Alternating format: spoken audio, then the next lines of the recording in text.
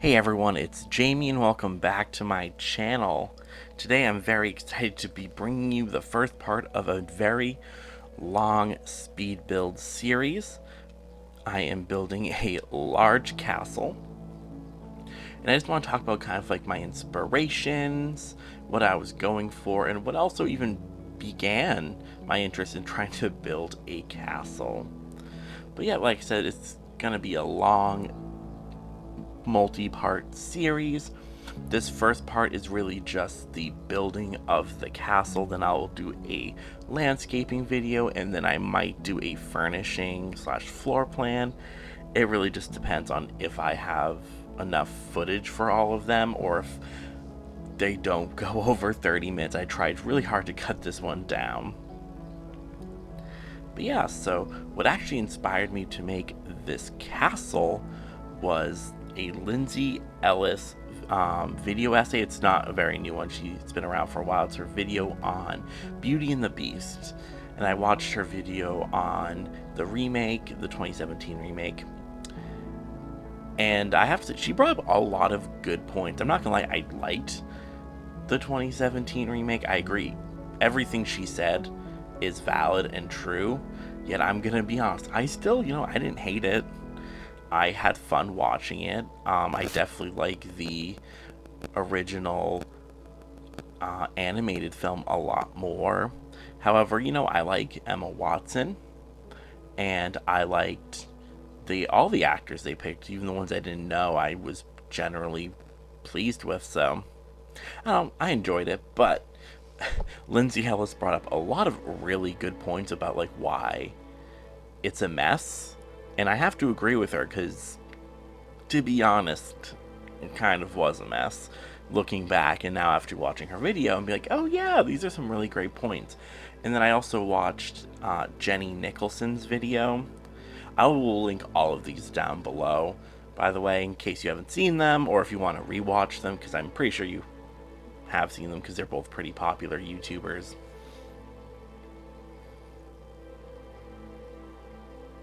Yeah, so that's kind of what inspired me. Was I was just watching all these videos because I watched both of theirs and then of them ripping the new movie apart, and then I watched some other video essays of other people ripping it apart, and I was kind of saying, I'm like, yeah, like it wasn't great, but I still liked it. I wasn't sitting there in the movie theater like cringing or being upset. That's not to say it's not worth criticized. Like, it deserves to be criticized. It should be critically analyzed, as all films should be. And I really enjoyed watching someone else who didn't enjoy it criticize it, because it really brought up a lot of points I didn't even think about. But as I was watching all these videos, I was like, I want to build a kind of French-esque castle. And my original plan was to maybe make it kind of mystical fairy tale kind of looking. It doesn't really, to me, it kind of looks more like 19th, like kind of like somewhere between the 17th and 19th century. It has the roofing style gave it is more of a French imperial style, as well as a lot of it just feels kind of inspired more by neoclassicism. So that's where I was kind of, as I was going along, I kind of realized my idea to make this castle that was to feel mystical and timeless and fairy tale Disney-esque kind of just became more French imperial, which nothing wrong with that. I love the French imperial style. And so I'm not mad at all with how this came out. But yeah, as you see here, I have that bloated roof, which comes from the French imperial style. Very popular also in Gothic architecture. If you've Gothic and, Neo-Gothic and the Victorian. If you've watched any of my Victorian builds, I've talked about the bloated roof before. And then also while I was going with this, I kind of realized, because I didn't give the castle crenellations or battlement. If you don't know what that is, I'll put a picture up here. So crenellations, for castles was meant for battlement, for defense, and you had to get approval by your local lord or king to add crenellations to your castle. So not just any castle could have them. If you added them without permission, it would be seen as a act of treason against the crown.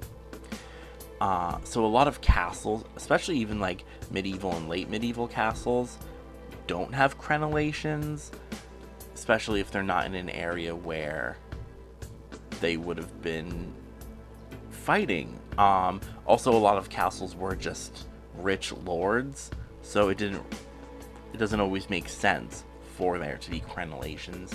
So my idea definitely kind of making this possibly medieval, possibly fairy tale kind of castle didn't really, very early on, was kind of dropped. But also my idea was that this castle wouldn't be a battlement castle. It would definitely just be more of for a rich lord. Yeah, here, even in the game, I still kept the name of the lot that was here. It was originally the Von-Windenburg estate, and now it's the Von-Windenburg castle. And my idea is that it's been in the Windenburg area for a very long time, and it's probably been in whatever family lives here for a very long time. I know it's I can't pronounce the Villa. I can't pronounce their name, actually. I never play them, those Sims. I know,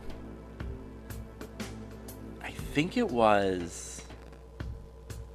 want to say it was Plumbella who just did a history of that family. That or it was Little Simsy. I would have to look it up.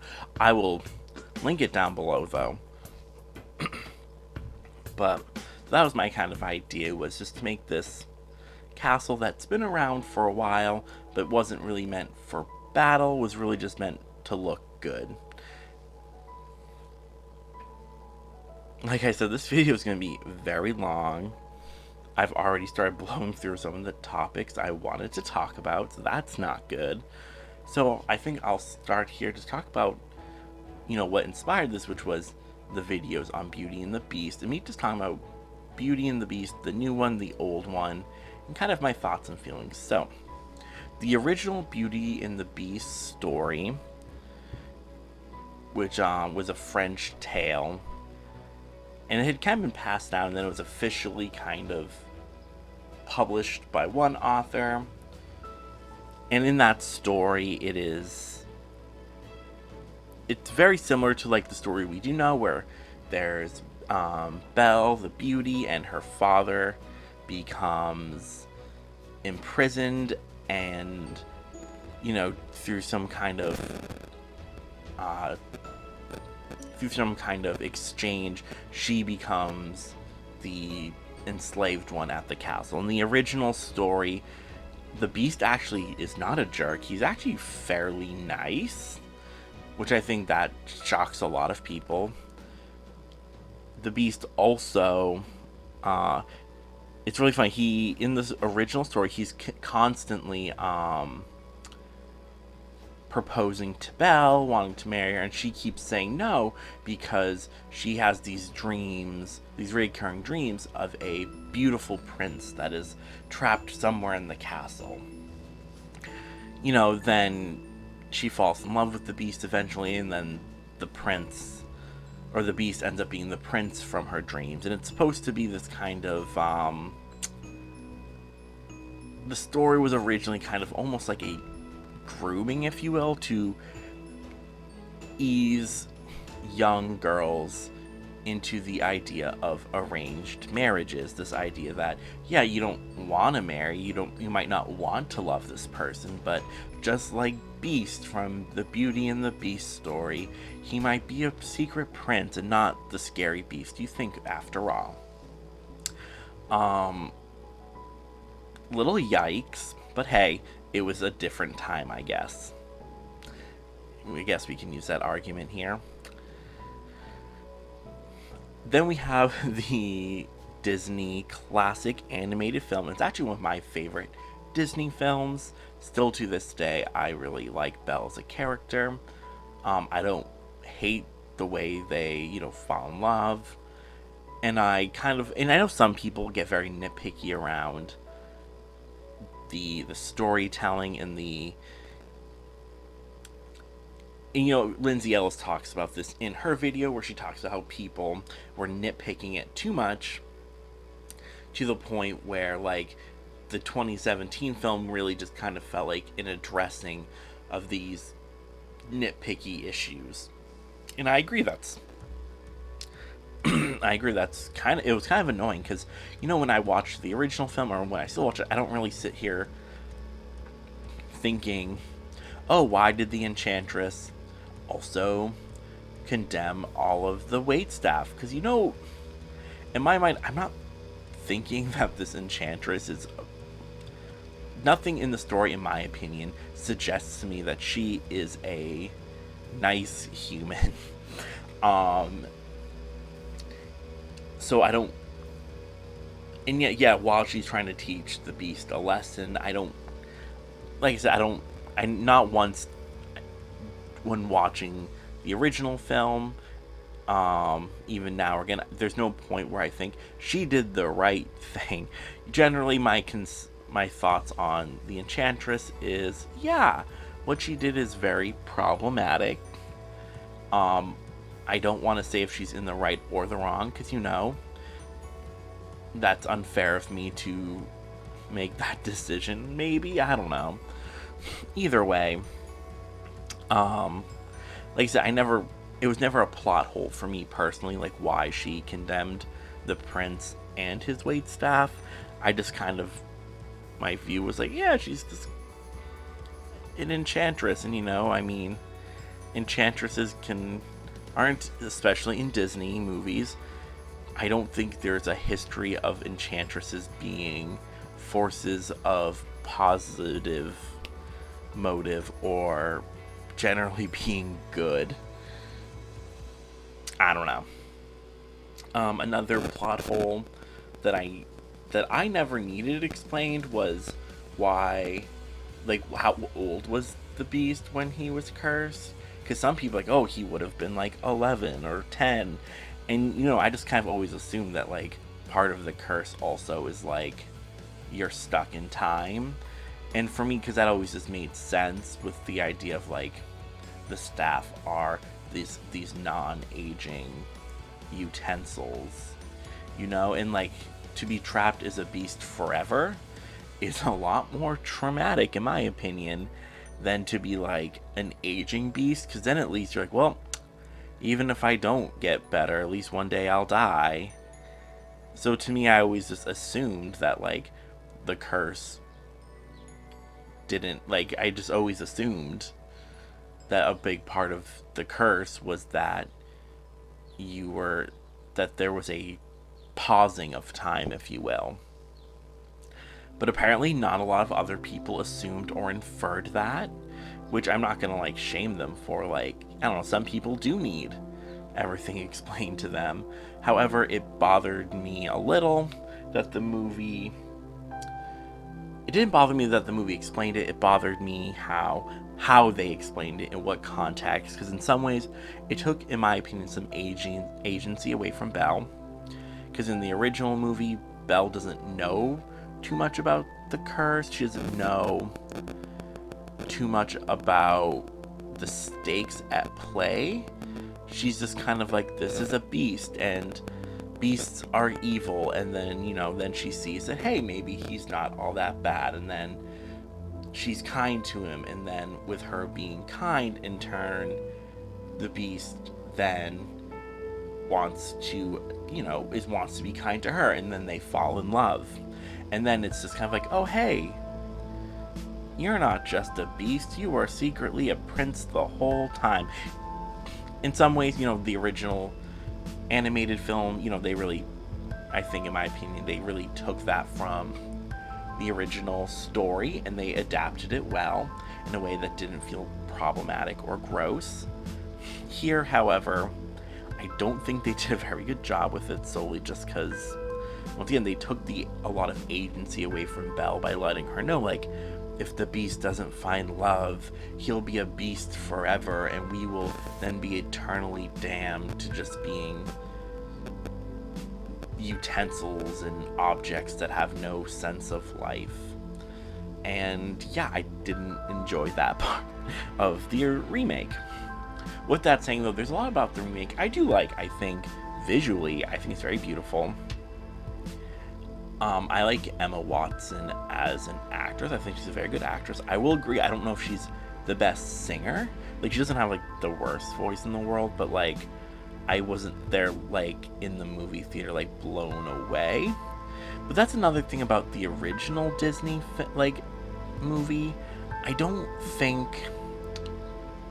remember being blown away by Belle's singing in the animated film. And even now, when I still watch it, like, you know, like, definitely got some good vocals. That's Susan Egan, right? Or is Susan Egan the one on the Broadway version? I want to say Susan Egan was the movie version, but I could be wrong. She could have been the Broadway one.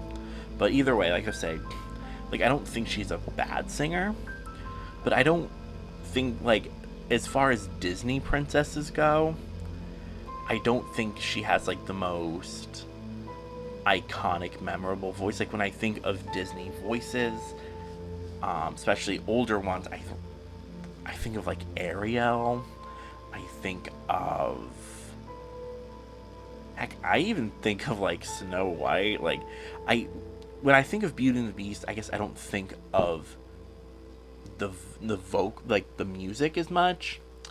And I think that's also because the original Disney animated film, like, yes, while it is a musical and the music is important, it didn't feel as,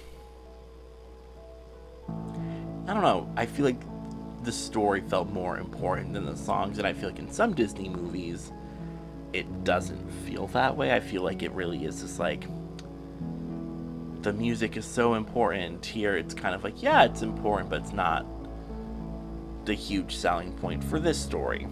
Because once again, this story is really more about, it's about learning to be your best self. It's also about learning to love someone despite how they might physically look. I don't know, there's a lot of good things in the original animated film. Like, for one, the Beast learns how to love. He learns how to be his best self, because in the beginning of the movie, you can tell he has some conflict, that maybe he doesn't really know how to be the best version of himself, but you don't really get the feeling that he knows how to change yet. It's not really till the movie gets really more going that you're like, oh, he's learning to change, and it's partially because he wants to do better by Belle and how he's treating her. On the flip side with Belle, it's also, she meets the Beast, and her first thought is, oh, he's so grotesque looking, he must be an evil beast. And then, you know, she learns, oh, he really isn't that bad, as he starts to show her that, yes, I'm more than a hideous monster. I have a personality and feelings. So, I don't know. Original Disney movie did it a lot better in some ways. Especially because the Beast in the new live action movie, I think he has some of the best vocals. I think he sound like the way how deep his voice is when he sings. I'm like, that's how I would imagine a Beast. Ooh, sorry about that. That's how I would imagine a Beast to sing and to act. So, like, props there. Like, I was very, like, I don't know, it's like one of those, it was a good casting, you know? However, badly written.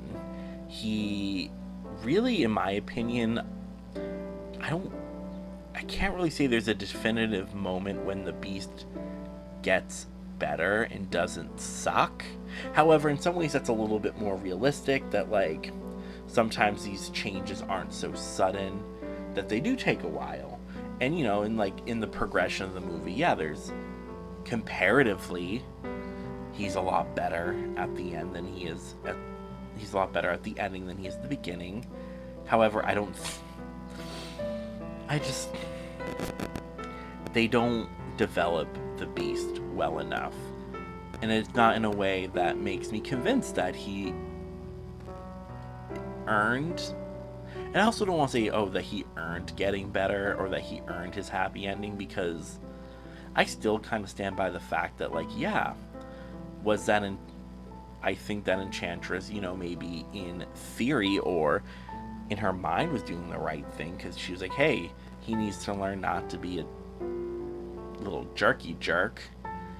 I don't think it was very fair what she did. But also, speaking of the Beast being a jerk, in the original movie, we don't really go into why he's a jerk. It's just kind of implied, oh, it's because was rich, and, the French aristocracy is historically known for being terrible. Like, even like Marie Antoinette, who, we look back now and we go, okay, she wasn't as guilty as propaganda at the time says she is, or says she was. But on the flip side, her and the rest of the French monarchy was so out of touch with what was going on in France that, like, it's hard to sympathize, because you're like, how can you be that ignorant to, like, the dangers or the things that are affecting, like, your kingdom and your people? Like, yeah, like, I don't want to see anyone beheaded. I'd rather see them do better and grow as a person. However, the French monarchy really didn't put that much effort. So with that saying, like, I just, watching the original Disney movie, I didn't need a reason to why he was a jerk, because I was like, historically speaking, the French monarchy was, is known for being out of touch, for being mean, for being really excessive.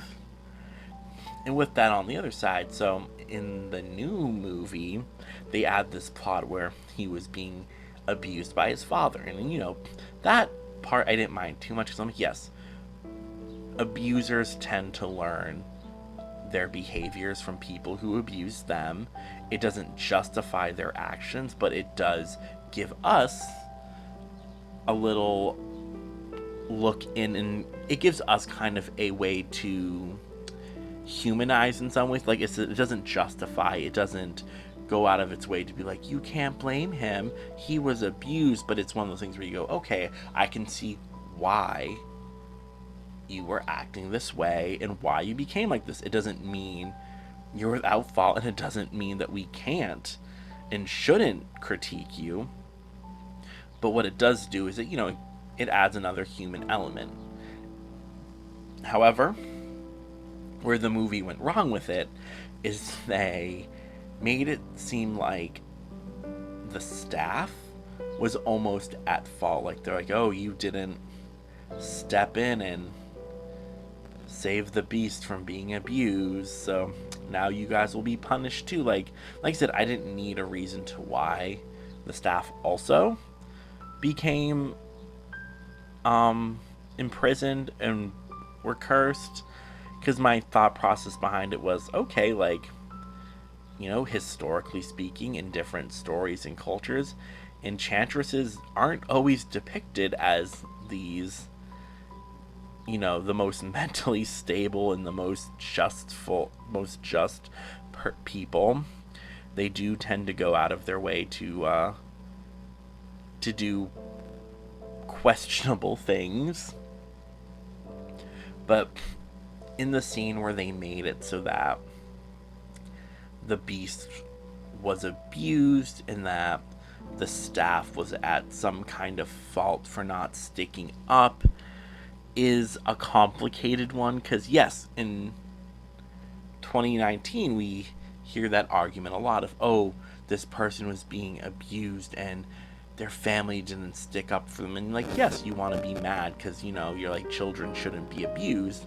But on the flip side, it's kind of like, well, can you expect someone, especially in this case where the servants are codependent on the Lord, for their jobs, for their well-being, and it seems like they even live at the castle. So for just like their own safety, like you can't, in a power dynamic like that, to expect them to risk their own safety, their own lives, their own existence, really, to defend this child. Like, yes, in a perfect world, I would love to see that, but I also understand that in this world, this fantasy world, where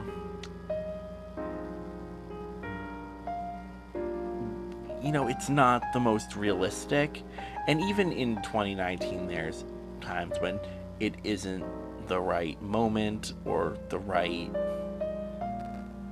time to do it. For example, if you're also being abused by the same person that the child's being abused from, it might not be safe to speak up. I don't know.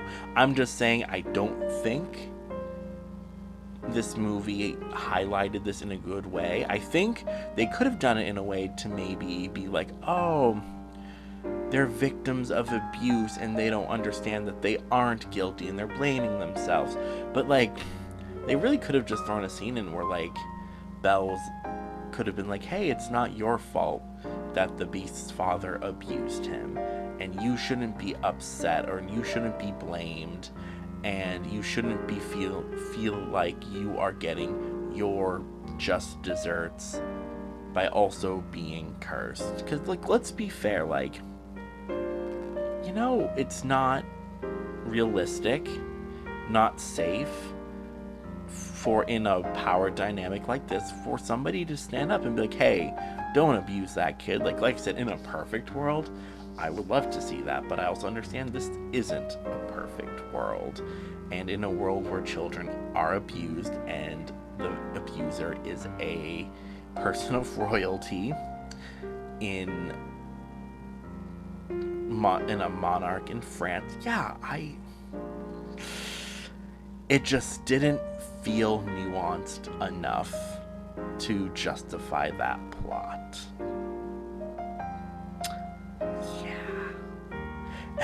Anyways, though, like I said, I don't hate the new Beauty and the Beast movie. I think visually it's very beautiful. I don't mind Emma Watson. If anyone was going to be Belle, I'm glad it was her, because in some ways she really embodies who Belle is. I do agree with a lot of the points brought up by people critiquing it, and I think that's fine. I think I'm allowed to like it and also be like, yeah, bad decisions were made. However, here we're going to start getting towards the end.